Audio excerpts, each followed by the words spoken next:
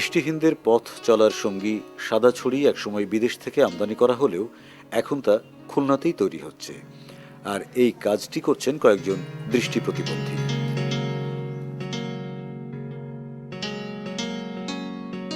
এই সাদা ছড়ি তৈরির ফলে কর্মসংস্থান সৃষ্টির পাশাপাশি বিদেশ থেকে আমদানির নির্ভরতাও কমে আসছে।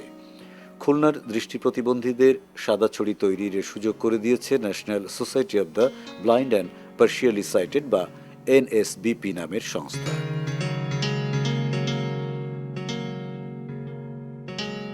এখান থেকে প্রতিদিন 90 থেকে 120টি সাদা ছড়ি তৈরি হয়। NRBC ব্যাংক, সুখবর প্রতিদিন।